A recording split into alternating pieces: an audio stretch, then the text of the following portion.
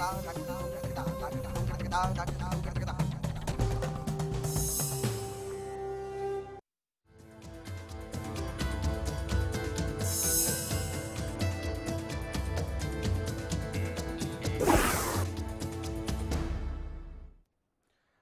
Bulletin में आपका स्वागत है। मैं हूं कुमार गौरव। सत्र इस बार 20 साल बाद शीतकालीन सत्र होगा। हरियाणा विधानसभा का सत्र हालांकि बहुत छोटा होगा, लेकिन सरकार की मुश्किलें वो छोटी नहीं होंगी।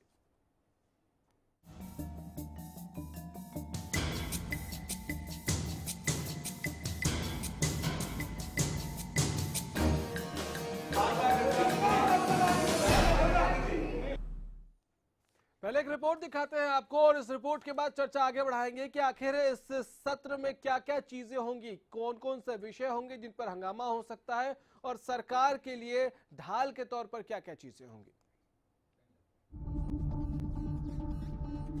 तीसरा सेशन 30 नवंबर जिसको विंटर सेशन हम कहेंगे, ये सालों के बाद मुझे लगता है कि 20 साल के बाद हरियाणा विधानसभा का तीसरा सत्र विंटर सेशन आज के मंत्रिमंडल में हमने 30 नवंबर को बुलाया है। 20 साल बाद हरियाणा विधानसभा का शीतकालीन सत्र होने जा रहा है। 30 नवंबर से शुरू हो रहा शीतकालीन सत्र हालांकि सिर्फ 2 दिन का होगा, लेकिन इन 2 दिनों में भी सरकार के लिए राह आसान नहीं होगी। कई मुद्दों पर सरकार को तीखे सवालों और भरपूर विरोध का सामना भी करना पड़ेगा। नजर डालते हैं क्या होंगे वो मुद्दे जो बन सकते हैं सरकार के गले की हड्डी। दलित उत्पीड़न की घटनाएं बनेंगी मुद्दा। बिजली के बढ़े दामों पर हंगामे के आसार हैं। धान की खरीद में गड़बड़ी का मामला भी उछल सकता है। सफेद मक्खी के प्रकोप से खराब फसल की गिरदावरी रिपोर्ट का मामला भी सरकार के लिए काफी मुश्किलों भरा होगा। व्यापारियों को वैट रिफंड बंद करने का मामला भी उठेगा। प्री मेडिकल के बाद एस्टेट के पेपर लीक का मामला भी सरकार के लिए मुश्किलें खड़ी कर सकता है। इन सब के बीच पंचायत चुनाव नहीं कराना भी एक अहम मुद्दा होगा, जिस पर सरकार को विपक्ष घेरती नजर आएगी। हालांकि एक तरफ जहां विपक्ष सरकार को घेरने की कोशिश करेगी, वहीं सरकार भी अपनी उपलब्धियों को गिनाने में पीछे नहीं हटने वाली। 1 साल पूरा कर चुकी खट्टर सरकार कई मुद्दों को अपनी ढाल बना सकती है।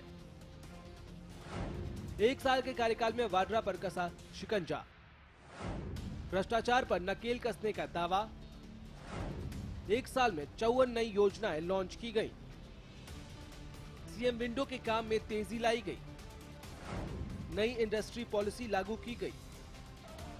30 नवंबर से शुरू हो रहा शीतकालीन सत्र काफी हंगामेदार होने की पूरी संभावना है। सरकार और विपक्ष दोनों ही अपनी अपनी रणनीति बनाने में जुटे हैं। ऐसे में इस छोटे सत्र में हंगामा कितना होता है और जनता से जुड़े काम कितने होते हैं, ये देखना दिलचस्प होगा। Bureau report, Haryana news.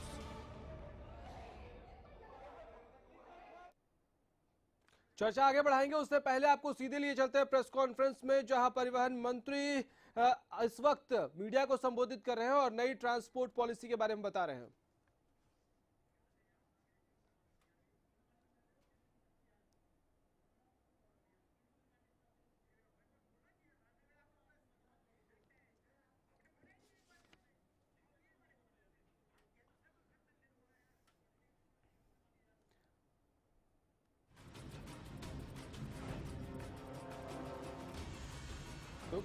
Krishna Pawar जो है प्रेस कॉन्फ्रेंस कर रहे हैं, वहां चलेंगे। उससे पहले आपको एक बार फिर से बता देते हैं कि विधानसभा का सत्र 30 तारीख से शुरू होने वाला है और 30 तारीख के सत्र में सरकार के लिए मुश्किलें बढ़ती नजर आ सकती हैं। सरकार के लिए काफी मुश्किल होंगी, क्योंकि इस दौरान पिछले सत्र से अब जब सत्र शुरू होगा उस दौरान जितने भी घटना चक्र की बात करें, घटनाक्रम की बात करें, उसमें बहुत सारे अहम मुद्दे उठे और इन अहम मुद्दों को विपक्ष जो है वो मुद्दा बना सकती है। लेकिन फिलहाल आपको लिए चलते हैं परिवहन मंत्री कृष्ण पवार के प्रेस कॉन्फ्रेंस में, जहां वो नई ट्रांसपोर्ट पॉलिसी पर मीडिया को संबोधित कर रहे हैं। 150 लगभग 900 से ऊपर पहले हमारे हरियाणा प्रदेश के अंदर प्राइवेट रूट परमिट है और 100 से ऊपर गुड़गांव के अंदर रूट परमिट है। उन रूट परमिट के जो मालिक हैं उनको भी हमने अधिकृत किया है यदि वो स्कीम सिलेंडर करके इस स्कीम में आना चाहेंगे तो फर्स्ट प्रेफरेंस हम उन परमिट वालों को देंगे। इसी प्रकार से हमारा 1 साल के बाद 5% जो कॉस्ट है 5 पैसे कॉस्ट है वो हम बढ़ाएंगे 1 साल के बाद।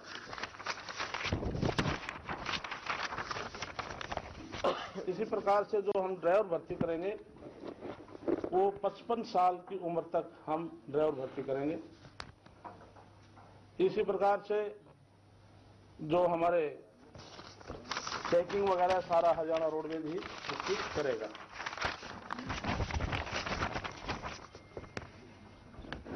जो इस गाड़ी का जो बस स्टैंड का जो ठहराव होगा, जो रोडवेज सुविधा देगा, इसमें पैसेंजर टैक्स है, टोल टैक्स है, सारा हरियाणा रोडवेज इसका वहन करेगा। इसके साथ साथ में जो हम बस सुविधाएं दे जा रहे हैं, इसमें पूर्ण रूप से मान के चलें हरियाणा रोडवेज का कंट्रोल होगा। केवल बस तो हम केवल जिस प्रकार से कोई लीज पर लेते हैं उसी प्रकार से लिए सारा कंट्रोल हमारा होगा। तो ये जो स्कीम जो लेकर आए हैं इसमें प्रदेशवासियों को इसका बहुत लाभ मिलेगा। बाकी आप कुछ पूछना चाहते? ये ड्राइवर जो है कॉन्ट्रैक्ट में होगा, रेगुलर बुक होगी? ड्राइवर मालिक का होगा।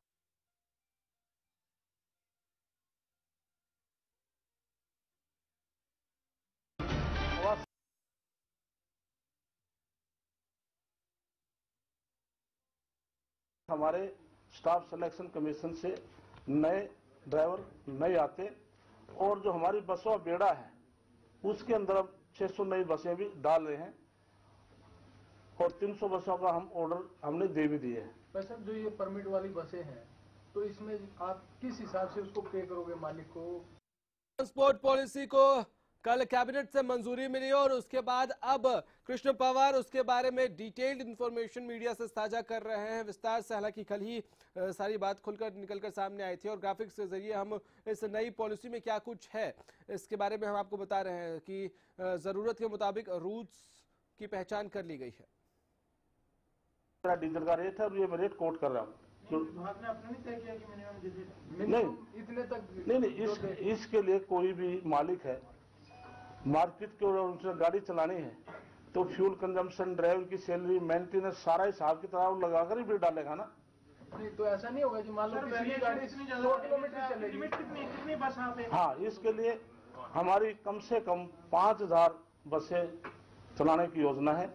हमने 3000 से ऊपर बसों का एनालिसिस कर रखा है कि हम चला सकते हैं, लेकिन एट प्रेजेंट हम 500 बसें तक चला सकते हैं क्योंकि हमारे पास 500 कंडक्टर स्पेयर हैं और समय समय पर जैसे डिमांड बढ़ती जाएगी उस संख्या को हम 5000 तक ले जा सकते हैं। और साहब रोडवेज की जो बसें हैं उनकी एक अलग पहचान है हरियाणा रोडवेज की। जिन प्रदेशों का आपने जिक्र किया है, पंजाब का, उत्तर प्रदेश का, या जहाँ पे भी इस तरीके के परमिट दिए गए हैं, वहाँ की बसों में लोग सफर करना पसंद नहीं करते क्योंकि हरियाणा रोडवेज जो है वो जिस भी प्रदेश में जाती है, चाहे पंजाब की बात करें चाहे उत्तर प्रदेश की बात करें, लोग उसको पहले चुनते हैं। आप एक प्राइवेट पॉलिसी को बीच में घुसाकर जो रोडवेज की पहचान है, सरकार ने जो इतनी बेहतर सुविधा पहले दी हुई है, आप उस बेड़े को ज्यादा बढ़ाकर आप नियमित भर्ती ड्राइवर करने ऐसे है। आपकी रोडवेज की यूनियन इसका विरोध भी कर रही है। नहीं, इसके लिए आपने सवाल किया, ये प्राइवेट नहीं है। जब पूरा रोडवेज का इस पे कंट्रोल है, हमने बस केवल लीज पे ली है। आज हरियाणा रोडवेज 450 करोड़ एनुअल घाटा है और आज हरियाणा रोडवेज 10,000 बस एकदम से खरीदने में सामर्थ्य नहीं है। इसलिए हम प्रति 600 बस अभी ले रहे हैं, समय समय पर हमारा बेड़ा है जो हम उसको बढ़ाएंगे। और जैसे आपने कलर की बात की, हमने इसमें पॉलिसी में मेंशन किया है, हम अपना कलर देंगे। हम जैसे हरियाणा रोडवेज का कलर है इस टाइप से कलर देंगे, वो अलग से उसकी पहचान नहीं होगी। ये बस पर किलोमीटर वाली है, लगभग वो हरियाणा रोडवेज जैसे कलर होगा। मंत्री जी, जैसे आपने कहा बाकी स्टेट्स में भी चल रही है, इसी पॉलिसी के तहत बसें चल रही है, तो आपने क्या अपनी पॉलिसी बनाई है या कॉपी पेस्ट कर दी है? कोई डिफरेंस भी है आपकी पॉलिसी में?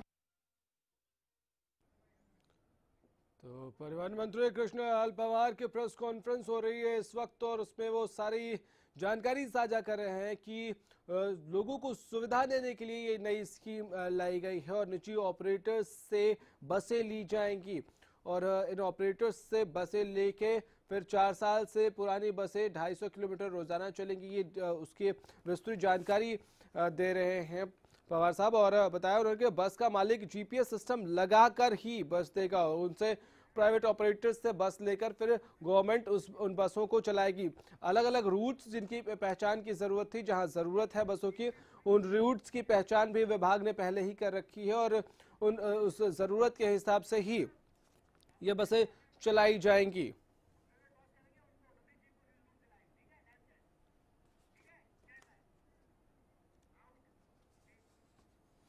चलिए तो हम एक बार फिर से अपने मुद्दे पर वापस आते हैं और सत्र की हम चर्चा कर रहे हैं, सत्र का जिक्र कर रहे हैं। तो सत्र कितना महत्वपूर्ण है और कितना आसान कितना मुश्किल होगा सरकार के लिए, इसको भी समझने की कोशिश करेंगे इस चर्चा में। हमारे साथ हमारे सहयोगी नवनीत वाधवा न्यूज रूम से सीधे जुड़े हुए हैं। नवनीत, कितना मुश्किल होगा सरकार के लिए ये सत्र? देखिए, ये सत्र जो है 2 दिन का विशेष सत्र बुलाया गया है। हालांकि 20 साल की अगर बात करें तो हिस्ट्री में ऐसा हुआ है कि ये सत्र शीतकालीन बुलाया गया है 2 दिन का। तो काफ़ी अहम मुद्दे हैं जिन मुद्दों पर सरकार घिर भी सकती है और कई मुद्दे ऐसे भी हैं जिनको सरकार अपनी ढाल भी बना सकती है। लेकिन सबसे अहम मुद्दा अगर बात की जाए पिछले कुछ दिनों की या पिछले 1 महीने की अगर बात करें, जिस तरीके से बल्लभगढ़ का सुनपेड़ वाला कांड हुआ था या इसके अलावा गोहाना का जो एक दलित वाला कांड हुआ था, ये 2 ऐसे मुद्दे हैं जिनको लेकर सरकार घिर सकती है। इसके अलावा जिस तरीके से मुख्यमंत्री ने बीफ को लेकर एक बयान एक निजी अखबार को दिए इंटरव्यू में दिया था, उसको लेकर के भी सरकार घिर सकती है। साथ ही कई और ऐसे मसले हैं जिनको लेकर विपक्ष तैयारी करे बैठा है सरकार को घेरने की, जिसमें दलित उत्पीड़न एक अहम मुद्दा हो सकता है। इसके अलावा अगर बात की जाए, जो बिजली के दाम बढ़ाए गए थे मई में, जो एक स्लैब नया लागू किया गया था, हालांकि जिसको बाद में वापस ले लिया गया, स्लैब सिस्टम के जरिए थोड़ी राहत जरूर जनता को दी गई। लेकिन एक मुद्दा वो भी है कि बिजली के जो बढ़े हुए दाम है उसको लेकर सरकार घिर सकती है, विपक्ष उसकी भी तैयारी में। इसके अलावा अगर बात की जाए धान की खरीद में जिस तरीके से लगातार गड़बड़ियां सामने आई या किसानों का धान खरीदा नहीं गया, वो भी एक बड़ा मसला है जिसको लेकर विपक्ष तैयार है सरकार को घेरने के लिए। वहीं जिस तरीके से सफेद मक्खी का प्रकोप फसलों में दिखाई दिया था पिछले दिनों और उसको लेकर के गिरदावरी भी करवाई गई थी, विशेष गिरदावरी सरकार की तरफ से, लेकिन अभी तक रिपोर्ट उस गिरदावरी की नहीं आ पाई है। ऐसे में वो भी एक बड़ा मुद्दा है जिसको लेकर सरकार असमंजस में है और विपक्ष उसकी भी तैयारी करे बैठा है। यानी कि किसानों से जुड़े तमाम मसले, लॉ एंड ऑर्डर से जुड़े तमाम मसले और सरकार के जो तमाम मंत्री हैं उनके बयानों से जुड़े जो तमाम मसले हैं उसको लेकर सरकार घिर सकती है इस 2 दिन के विशेष सत्र में। नवनीत, ऐसे में जब सरकार और विपक्ष दोनों ही अपनी अपनी तरीके से तैयारी कर रहे हैं सत्र को अपनी अपनी बात रखने के लिए, अपनी अपनी रणनीति के लिए, सरकार के पास ढाल के तौर पर भी बहुत सारी चीजें होंगी क्या कि वो अपने अचीवमेंट्स गिनवाएंगे और जिन मुद्दों पर उनसे सवाल पूछा जाएगा उनका होमवर्क करके वो पहुंचेंगे?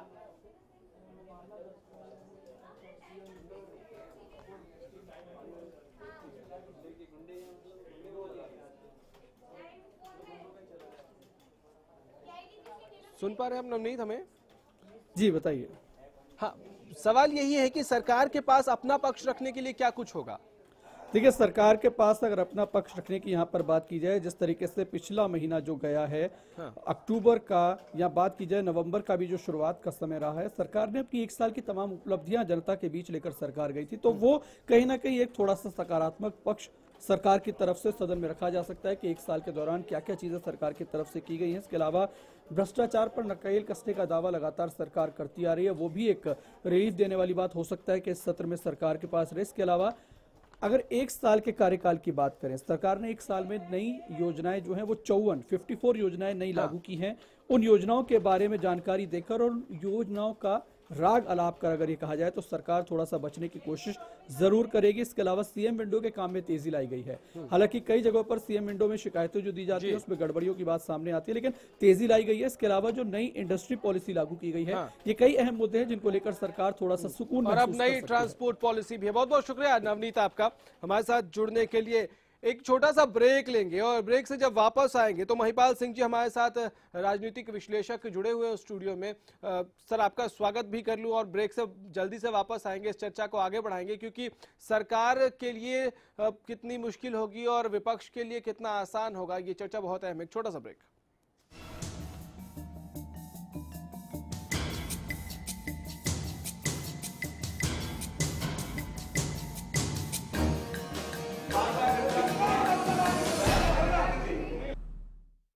चल मैं निकल रहा हूँ। ओके। और ये तेरे लिए। ये किस खुशी में? एक तो आज तेरा मैच है और अरोरा अंकल के घर में भी तो। बाय। आपकी जरूरतों को वही समझते हैं जिनके लिए स्पेशल हैं आप, जिनसे dish TV only for you 9905 पर आज ही कॉल करें और पाएं ऑफर्स जो है खास आपके लिए, क्योंकि स्पेशल है आप। गुलमोहर सिटी NH65 पर स्थित कैथल की सबसे सुंदर टाउनशिप अब आपके लिए लेकर आए हैं फ्री होल्ड प्लॉट्स, विलास और independent floors. Gulmohar city boundary walls और एक्सक्लूसिव गेटेड सिक्योरिटी से सुसज्जित, जिसमें है sports club, club house, lush green park और भी बहुत कुछ। तो बेहतर लाइफस्टाइल के लिए Gulmohar city, the city of joy in Kaithal. सरकारी नौकरी मिलती नहीं या आप लेते नहीं, बेरोजगार रहने के दो कारण हैं। या तो आप कोशिश नहीं कर रहे या आपकी दिशा गलत है। सरकारी नौकरी कैसे पाई जा सकती है, देखिए हमारा खास कार्यक्रम कैसे पाएं सरकारी नौकरी, हर रोज दोपहर 2:30 बजे।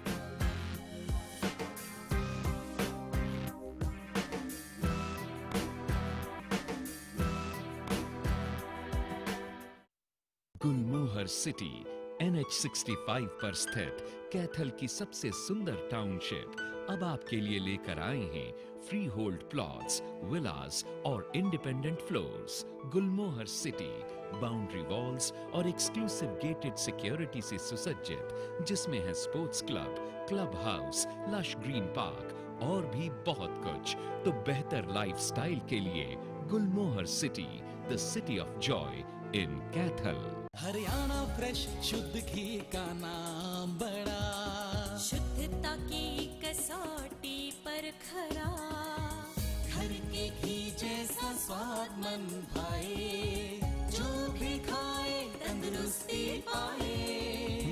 हरियाणा फ्रेश एगबाग शुद्ध घी, स्वाद घर के घी जैसा। हरियाणा फ्रेश शुद्ध घी।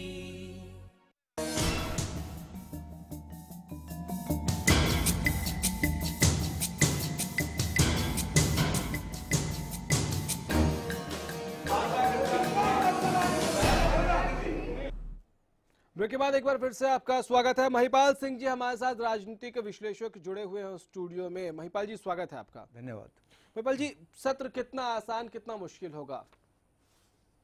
देखिए गौरव, इसमें सिंपल बात है, कोई भी सत्र सरकार के लिए कभी आसान नहीं होता। ठीक। उसको हमेशा, चाहे विपक्ष छोटा है चाहे बड़ा है, चाहे विपक्ष कमज़ोर या शक्तिशाली है, चाहे प्रभावशाली कम है, लेकिन विपक्ष का एक इस विषय में वो स्ट्रेटजी रहती है कि वो हमेशा सरकार के ऊपर आक्रामक नीति अपनाती रहती है। अब केंद्र में आप देख लीजिए, लोकसभा में ही देख लीजिए, इस समय बहुत कमज़ोर विपक्ष है। सबसे बड़ा दल जो कांग्रेस है, उसके पास महज 44 MPs हैं, 44 MPs हैं, यानी उसके पास 10% भी लोग नहीं हैं, सदस्य नहीं है। उसके बावजूद वो सरकार के ऊपर अंकुश लगा रखता है।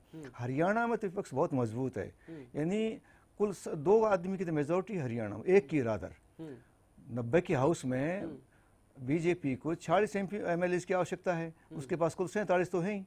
कुछ सदस्य ऐसे हैं 2-4 जो इंडिपेंडेंट है और वो सपोर्ट कर रहे हैं, लेकिन विपक्ष बड़ा मजबूत है। 20 सदस्यों का एक बड़ा स्ट्रॉन्ग दल इनेलो के पास है, 15 सदस्यों का एक बहुत मजबूत दल कांग्रेस के पास है। उसके साथ साथ सरकार ने एक साल में कुछ ऐसा अचीवमेंट नहीं किया जो सरकार उसको विपक्ष के जो आक्रामक तेवरों को झेल सके। तो मैं बिल्कुल मानता हूं कि ये सत्र जो है वो सरकार के लिए आसान नहीं रहेगा। मुश्किल टाइम होगा। सरकार की बहुत सारी फेल्योर रही हैं। जैसे अभी आपने बताया, हरियाणा में बार-बार ये जो है हरिजन या दलित उत्पीड़न के मामले सामने आ रहे हैं, चाहे वो सनपेड़ का मामला है, चाहे गोहाना का मामला है, और भी कई मामले के सामने आए हैं। इसी प्रकार से बिजली के दामों ने, हरियाणा में बिजली के दाम है मेरे ख्याल में आसपास के सब स्टेटों से ज़्यादा हैं। फ्यूल सरचार्ज सरकार ने थोप दिया है आम कंज्यूमर के ऊपर, कि वो फ्यूल, जब हम बिजली का प्रोडक्शन ही बहुत थोड़ा सा कर रहे हैं तो फ्यूल किस बात का, हम तो परचेज कर रहे हैं, सारी बिजली परचेज करके बेच रहे हैं, तो फ्यूल सरचार्ज किस बात का। धान की कीमतों में यहाँ कमाल ही हो गया है। कि जो धान 4500, 4600, 4800 बिक रहा था 2 साल पहले 2013 में, वो 2014 में घटते घटते 2200-2400 पे आ गया, अब 1200-1400 पे आ गया। किसान की तो रीड की बिल्कुल कमर तोड़ दिया कि सरकार ने। किसानों का मुद्दा एक बहुत बड़ा मुद्दा होने जा रहा है इस सत्र में। महिपाल जी, एक बात बताइए कि किसानों के मुद्दे में धान का आपने जिक्र किया, अनाज मंडियों की व्यवस्था बहुत बड़ी समस्या है। हमने देखा थोड़ी सी बारिश हो जाती है, अनाज मंडियों में रखा अनाज खराब हो जाता है, भीग जाता है, सड़ने लग जाता है। उसके अलावा हम बात करें तो ये सफेद मक्खी का प्रकोप, फिर मौसम की मार, इन सब के बीच क्या किसानों का मुद्दा आपको लगता है कि सिर्फ हंगामे का एक फैक्टर होगा, हंगामे की एक वजह होगा, या इस पर कोई प्रोडक्टिव चर्चा हो पाएगी? देखिए, दो चीजें हैं गौरव इसमें। प्रोडक्टिव चर्चा भी होनी चाहिए। मैं उम्मीद करता हूं कि दोनों जो सत्ता पक्ष और विपक्ष दोनों इस मामले को गंभीरता से लेंगे, लेकिन इस समय किसान को खासा परेशानी का सामना करना पड़ रहा है, उसकी लागत मूल्य भी नहीं मिल रहा है। बीजेपी सत्ता मानने से पहले बार बार कहती थी कि हम स्वामीनाथन कमीशन की रिपोर्ट लागू करेंगे, आज वो एकदम उससे अपनी बात से मुकर गई है। किसान को ठगा गया है, उसे धोखा दिया गया है। किसान ने इस उम्मीद में बीजेपी को वोट दिया था कि आप देखेंगे जो जीरी बेल्ट थी, हरियाणा जीरी बेल्ट बोलते हैं पूरा जीटी रोड को, यानी जीरी यानी धान बहुत उत्पादन होता है इस इलाके में।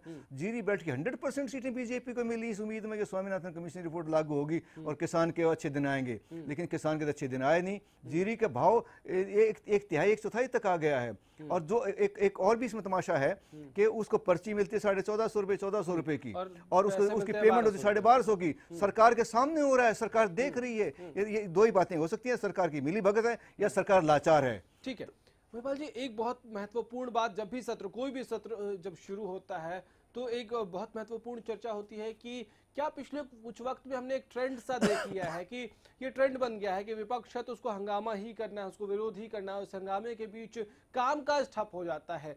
क्या ये ठीक है, या विपक्ष को विरोध करने के लिए, ठीक है वो विपक्ष है, विरोध करना उनका लोकतांत्रिक अधिकार है, इनफैक्ट सरकार को झुकाना उनका काम है, लेकिन क्या सिर्फ हंगामा कर देना ये कोई सोल्यूशन होता है? देखो, ठीक है आपने, हंगामा करना कोई सोल्यूशन नहीं होता, परंतु अगर सत्ताधारी दल नहीं सुनना चाहते विपक्ष की बात, उसकी लॉजिकल बातें भी, उसकी ऐसी बातें जो जनहित के मुद्दे उनको भी नहीं सुनना चाहता, तो विपक्ष के पास कोई हथियार नहीं रहता कि वो सिवाय इसके कि वो हंगामा करे और विधानसभा लोकसभा की कार्रवाई को बाधित करे। हालांकि ये अच्छा सिग्नेचर साइन नहीं है कि वो इसके बहुमूल्य समय को बर्बाद करे, इस समय को वो अच्छे मुद्दों के लगा सकता है, परंतु ये सरकार की जिम्मेवारी होती है, सत्ता पक्ष की जिम्मेवारी होती है कि विपक्ष को कॉन्फिडेंस में लेके, उसको विश्वास में लेके मुद्दे बनाए, उसको विश्वास में लेके कानून बनाने का प्रयास करे।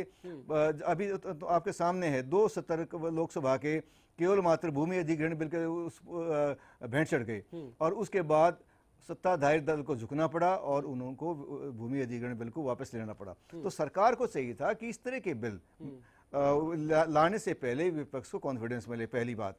दूसरी बात, सरकार को भी जिद नहीं करनी चाहिए कि अगर कोई विपक्ष का कोई नेता, विपक्ष का कोई सदस्य कोई अच्छा बिल प्रस्तुत करता है तो उसको टर्न डाउन करने की या उसको फेल करने की सरकार की भी नीति नहीं होनी चाहिए। सरकार को ये देखना चाहिए कि मुद्दा जनहित का है या नहीं है। दोनों ही पक्षों को ओपन माइंड से काम करना चाहिए, खुले दिल से काम करना चाहिए। दोनों को जनता के लिए काम करना चाहिए, ना सिर्फ पब्लिसिटी के लिए या हंगामे के लिए। उनका एकमात्र उद्देश्य जनहित के कार्यों को आगे बढ़ाने का होना चाहिए, ऐसे कानून बनाने का होना चाहिए जो जनहित के लिए हों। ठीक है, इस बार सरकार कह रही है कि हमने विपक्ष के आग्रह पर ये स्पेशल सत्र, शीतकालीन सत्र बुलाया है, तो क्या इस बार उम्मीद करें कि विपक्ष के आग्रह पर है? क्योंकि तो सरकार और विपक्ष दोनों मिलकर, क्योंकि हरियाणा में कई लोग परेशान हैं, चाहे वो गेस्ट टीचर्स हो या किसान हो या मजदूर हो, दलित हो, बहुत सारे लोग नाराज हैं, परेशान हैं। उनके लिए कोई प्रोडक्टिव चर्चा जिसको हम कह रहे थे उस दिशा में आगे बढ़ेंगे, क्योंकि विपक्ष के कहने पर यह बुलाया गया है। देखिए, इस समय हरियाणा में मुद्दों की भरमार है। कहीं पंचायत चुनाव एक मुद्दा है, कहीं जो हरियाणा में जितने भी एग्जाम होते हैं हरियाणा में, चाहे प्री मेडिकल टेस्ट है, चाहे एस टेस्ट टेस्ट है, यहाँ तक के केंद्रीय विद्यालय संगठन के जो एग्जाम हरियाणा से, उसके पेपर भी हरियाणा से लीक होते हैं। हरियाणा का माहौल ऐसा बन गया कि हम सिर्फ नकल मार के पास होने के आदी हैं, वो हो चुके हैं। इस तरह की जो हमारी जो देश भर में छवि बनती जा रही है वो भी अच्छी नहीं है। तो विपक्ष के पास मुद्दों की भरमार है, और ठीक है, अच्छी बात है कि सत्ता पक्ष ने विपक्ष के इस बात को स्वीकार किया कि एक विशेष सत्र के उसको स्वीकार किया। तो जो विशेष सेशन जो बुलाया गया है उसमें ये ध्यान भी रखना चाहिए कि इस बेशकीमती समय को इन समस्याओं के निदान के लिए, समस्याओं के समाधान के लिए और जनहित कार्यों के लिए लगाया जाए। एक आखिरी सवाल सर आपसे पूछना चाहूंगा कि क्या सरकार के पास बहुत कुछ है जो सत्र में कराना चाहेगी सदन के पटल से? देखिए, जहाँ तक कल की कैबिनेट मीटिंग को आप देख रहे हैं, केवल मात्र एक ही चीज़ जो इन्होंने स्पष्ट की है वो है रोडवेज की नई पॉलिसी। अब रोडवेज की नई पॉलिसी भी अभी आधी अधूरी सी है कि वो कितनी बसें लेंगे, किस रेट पे लेंगे, कैसे वो लोगों से हायर करेंगे, उसके लिए क्या ओपन टेंडर निकालेंगे, कुछ अपनी सरकार ये जो स्कीमें हम जैसे दिल्ली में भी कई बार किलोमीटर स्कीमें आई हैं लेकिन वो बहुत ज़्यादा कामयाब नहीं हुई। मैं उम्मीद करता हूँ कि सरकार जो दिल्ली के उससे सबक लेगी और उसकी खामियों को दूर करके और एक अच्छी नीति पब्लिक के सामने लाएगी ताकि पब्लिक का भला हो सके। क्योंकि हरियाणा की रोडवेज की मैं ठीक है कि बेस्ट रोडवेज मानी जाती है, लेकिन भीड़ों का बस स्टैंडों की व्यवस्था करना बहुत जरूरी है। बहुत बहुत शुक्रिया आपका हमारे साथ जुड़ने के लिए, इस चर्चा में शामिल होने के लिए। तो शीतकालीन सत्र बुलाया गया है, 30 तारीख से सत्र का आगाज होगा, लेकिन नजरें इसी बात पर होंगी कि सत्र सिर्फ हंगामे की भेंट चढ़ जाता है या यहाँ जनता से जुड़े मुद्दों पर चर्चा होती है, उनसे जुड़े मुद्दों पर कुछ हल निकल पाता है। फिलहाल इतना ही, लेकिन जाते जाते